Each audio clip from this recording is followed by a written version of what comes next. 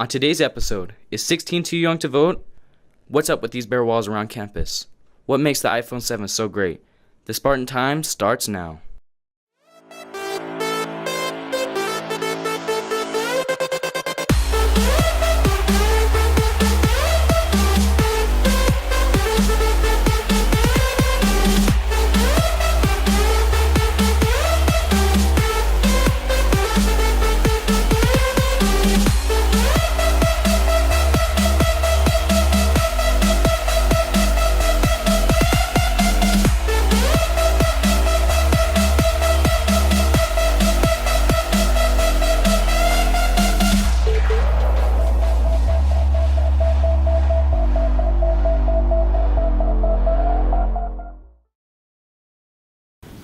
Hello everyone, and welcome to the Spartan Times. I'm Logan. And I'm Jocelyn. We are here to begin with the most trending topics around the campus. Let's get started. Hey Jocelyn, have you ever thought about joining JRTC? Well, I really don't know much about it. No problem. We sent off Leslie to find more about the program. Hi, my name is Leslie Barajas. Now, people in the school hardly have an interest in joining JRTC, but once you truly see what they show and offer, it's actually pretty interesting, and maybe you'll consider joining, so. NJRTC stands for Navy Juniors Reserve Officers Training Corps. Now, you don't have to like just the Navy to join. If you are interested in joining any other military branches such as the Army or the Air Force or many more, then this class is perfect for you. ROTC is about helping the kids prepare for the new world, or for the real world, not the new world, for the real world. What do I receive? What do they receive? They get them ready to become better citizens. It affects them in a positive way. Some of them get a head start in the military, where they go in, and especially they complete 4 years in ROTC. They go in as an E3, which is a lot more money as an E1. Depending on the cadet, they receive, not to mention discipline, but also a sense of belonging and knowing the core values that the Navy stands for. This counts as a PE credit and includes 6 teams such as Armed, Unarmed, Color Guard, Air Rifle, Academics, and last but not least, PT. They are quite enjoyable but contains a lot of teamwork and effort. JROTC Spartans! I've been in JRTC for 2 years and I'm working on my 3rd year right now. So I'm in NS3 and I have a little more experience than other people. I'm now a platoon commander and I just try to lead by example. Yes, sir! All out! Aye, sir! So now that you've seen our hardworking and supportive unit, you may actually consider joining. So when it's time to register for your classes, choose NJRTC. I'm Leslie Barajas. Thank you for watching. Now back to Spartan HQ.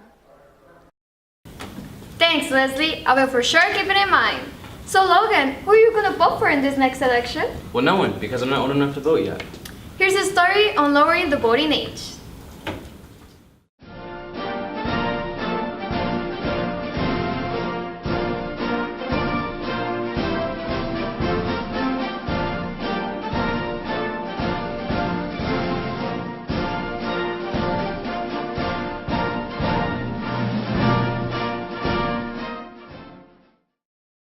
Hey Spartans, I'm Cheryl Gutierrez. Everybody knows that the current voting age in the U.S. is 18, but what would happen if the voting age was lowered? Should 16-year-olds be given the right to vote? Let's see what people think. What is your opinion on lowering the voting age? My opinion is I think we should keep it at 18. The reason why is I think younger than 18, I don't think students are really aware of the issues that are out there and really taking the time to investigate and research what the sides are and the positions. So I just think 18 is a very good age. One of the things that I believe that voters should be is informed. And I don't think those who are younger than 18 are willing to be informed about what's going on. I mean, right now you ask students what's going on in the world, and very few of them have an idea of it. We surveyed about 400 students in our school on who should be the next president. These were the results. Donald Trump had 46 votes. Hillary Clinton had 146 votes. 187 students voted undecided, and 13 students did not vote at all. Based off of these results, what do you conclude about teenagers' ability to vote? So I agree with the fact of that, well, this region is just more Democratic, so the fact that they voted more Hillary Clinton, it does match the area we live in. The fact that kids didn't vote, 13, that just kind of proves that they're not ready. They're not ready to vote and take it seriously. And the fact that so many were undecided, again, just proves the point that I don't feel you're ready at such a young age.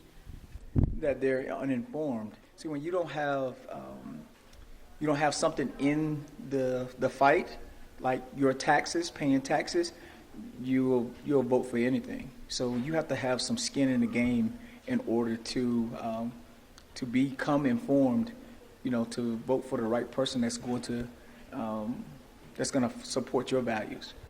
Everybody that we've interviewed so far has agreed that 16-year-olds are unaware of the candidates and are therefore incapable of voting. Let's see if we can find somebody with a different opinion. I think it's a good idea, but I think it's going to be there needs to be a litmus test, a strict set of criteria in order to make sure that not just students, just young people in general, are taking their responsibilities seriously. When asked who should be our next president, who did you vote for? I voted undecided because at the age level that I'm at right now, it's irrelevant for me to even get involved in politics. I find it pointless because I'm not going to have my opinion put out there anyway. Well guys, I hope you enjoyed this video. If you didn't get the chance to vote and would like to give us your input, please follow and contact us at _makeitdigital on Twitter.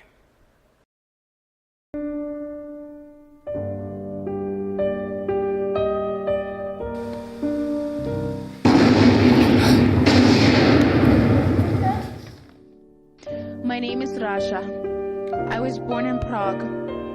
I am a Jew, and I survived Terezin. Mother, father, Pavel, Irka, Irena, Hansa, they're all gone, and I am alone. But that doesn't matter. Only one thing matters, is that I survived.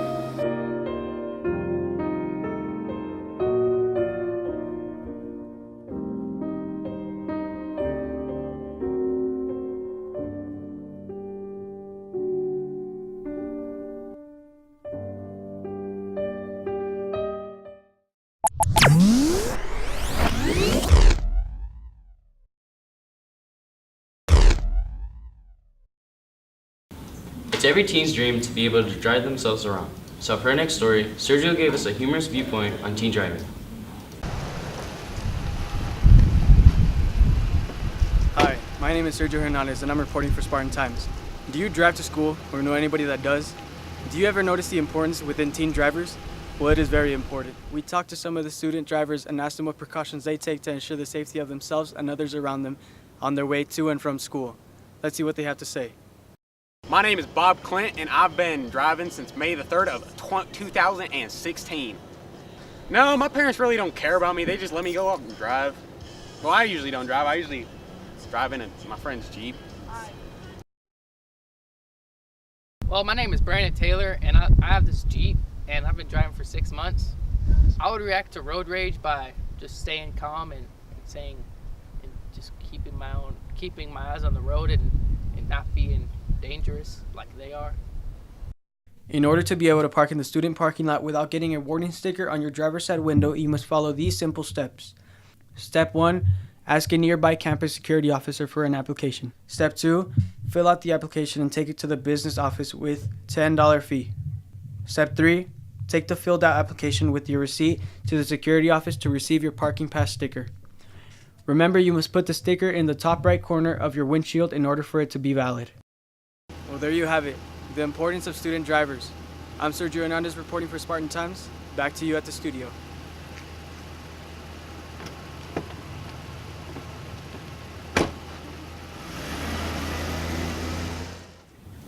Hey Logan, don't you drive yourself to school? Yeah, why? remember to always be careful because anything could happen. And I also need a ride. This school is known for many things, fine arts being one of them. So you ask, why do we have so many bare walls? We sent out Erica to find out what's going on.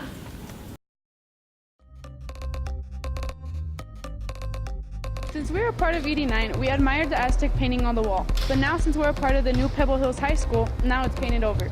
Students are more eager than ever about the plain white walls here at Pebble Hills High School. We set out on interviews to hear people's opinions on how we can make the school more prideful. Like we're in an art hallway and we can't display our art because these walls are all bare art stuff. I think we should be able to at least do that and show our imagination and show that we're Spartans. We need spirit, you know? Like, we can't have blank walls. We need real stuff, real pictures, and something to show out. We can't just be normal and average. That giant wall where it used to say Aztecs, that's actually a priority wall. That's something that I've already talked to Art Club about, and I told them that we need to start coming up with ideas. We have ideas from previous years. We have stuff that was approved by Mr. Byrne when he was here, but we wanted to get Ms. Parham's take on it and actually get something going. So we definitely have plans, because you're right, there's a lot of bare walls here, and we're actually trying to build up that school culture and school spirit. Just like the art students, many others have the same opinion on the issue, so we managed to go out and talk to the art club to see if they have any ideas to solve the problem. Right now we're working on murals in the athletic hallway, so if you go to the football locker rooms, you'll see the Spartan head on top of a few of them. And in the training room, you'll see a Spartan logo being made right now, and it says athletic training. And next we're going to be working on a mural in the grand hallway. On the gigantic wall, there's going to be a mural there, so be expecting that. So there you have it. We'll finally get to have more artistic walls here at Pebble Hills High School. Be sure to follow us on Twitter and tweet us your ideas on wall decorations. This has been your host, Erica Macias. Back to you in the studio. Tired of the same greasy chain fast food restaurants? Want something fresh and local? Well, come on down to Papa Burger and enjoy their delicious homemade entrees. They have a variety of meals to enjoy, from burgers, sandwiches, hot dogs, and even mouth-watering buffalo wings, as well as delicious ribs. So now that your mouth is watering, run down to Papa Burger's convenient location on the corner of Tierra Este and Zaragoza and enjoy their delicious meals. Hey Logan, what type of phone do you have? I have the new iPhone 7. Wow, that's actually what our next story is about. We sent out some friends to find out more about our latest Apple product. What's up, Spartans? I'm Matthew Thomas. And I'm Abigail Blanco, and today we'll be covering the brand new iPhone 7. The iPhone 7 and iPhone 7 Plus were released to the public on Friday, September 16th. It comes along with a few new features such as enhanced camera, a longer battery life, more storage space, the new iOS 10 update, improved water and shadow resistance, and of course new colors. The new wireless AirPods will be released sometime in October. The iPhone 7 is currently $749 and the Plus runs for $769. We had the chance to interview our friend Logan, who happens to have the iPhone 7. He gave us some feedback on how he feels about it. So far what I like about the new iPhone 7 is the antenna bands. They're above the camera, which adds a whole new look, and it blends in with the phone, especially if you get the black one. And I like the home button because you can't press it. It's no longer a button, it's a touch button. So I like that, and it's really easy to get used to. iPhones are one of the world's most common phones.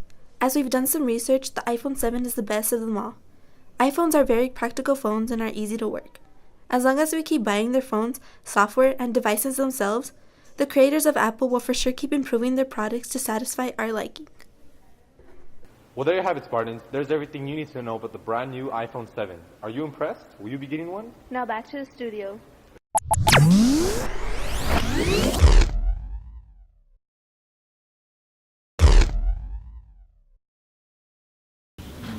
Well, that's all for today. Make sure to follow us on Twitter at _makeitdigital. And subscribe to us on YouTube at Pebble Hills High School. I'm Logan. And I'm Jocelyn. This has been the Spartan Times. Until next time, Bye.